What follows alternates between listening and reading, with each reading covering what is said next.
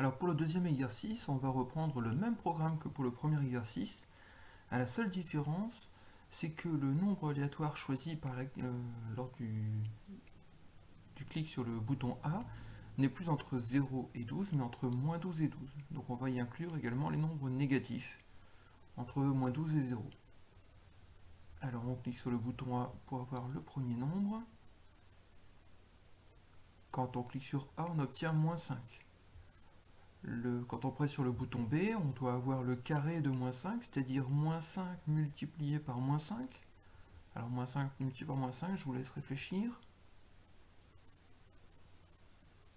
Alors vous avez trouvé, j'espère que vous n'avez pas dit moins 25, puisque souvenez-vous, lorsqu'on multiplie un nombre négatif par un nombre négatif, on obtient un nombre positif. Donc moins 5 fois moins 5, ça donne bien 25. Alors le bouton A m'a donné moins 5, donc je vais mettre moins 5 dans cette case, et le bouton B, moins 5 multiplié par moins 5, on a obtenu 25.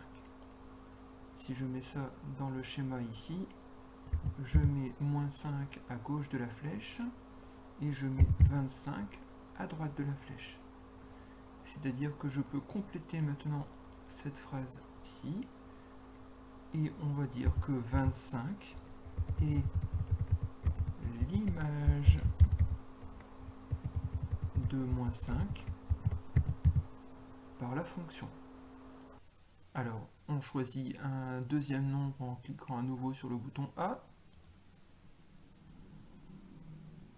Le bouton A me donne la valeur 12. Alors la valeur 12, si je la mets au carré, 12 au carré, on l'a déjà vu tout à l'heure, je vous laisse réfléchir 2 secondes. Vous l'avez bien entendu, 12 au carré, ça fait 144. Alors, dans la colonne A, je mets 12. Dans la colonne B, je mets 12 au carré, c'est-à-dire 12 fois 12, 144. Schématiquement, je mets 12 ici à gauche de la flèche et je mets 144 à droite. Et je peux compléter la phrase. 144 est l'image de 12 par la fonction. Alors on va tenter un troisième nombre.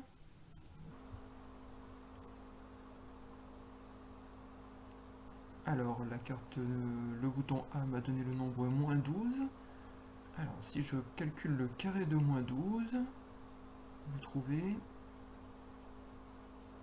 moins 12 fois moins 12. Et oui, moins 12 fois moins 12, ça fait encore un nombre positif et ça donne 144 également. C'est-à-dire exactement le même résultat que celui de tout à l'heure. Je vais pouvoir remplir ces valeurs dans le tableau. Le nombre A m'avait été donné, c'était moins 12.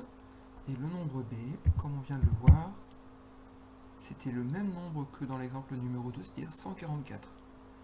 Donc ici, on met moins 12 à gauche, on va mettre 144 à droite, et je vais pouvoir dire que 144 est l'image de moins 12 par la fonction.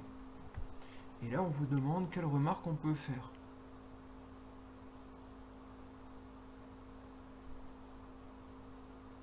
Eh bien, vous l'avez tous fait dans votre tête, j'imagine, de façon assez étonnante. 144 est l'image de 12, mais aussi de moins 12. C'est-à-dire qu'un même nombre peut être l'image de deux valeurs différentes. Alors, c'est ce qu'on va mettre comme remarque.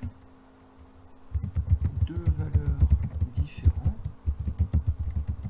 peuvent avoir la même image par une fonction. Ici, la fonction dont on parle, c'est la fonction qui met le nombre au carré. Et comme vous l'avez compris, je l'imagine, pour que deux nombres aient le même carré, il faut que ces nombres aient la même distance à 0, mais des signes opposés. On appelle ça tout simplement des nombres opposés. Moins 12 et 12. Je pense que vous savez tout de suite quel est l'autre nombre qui a pour carré 25. On a moins 5 évidemment. Mais évidemment, vous l'avez également. Il y a 5 dont l'image est 25 par la fonction ici utilisée.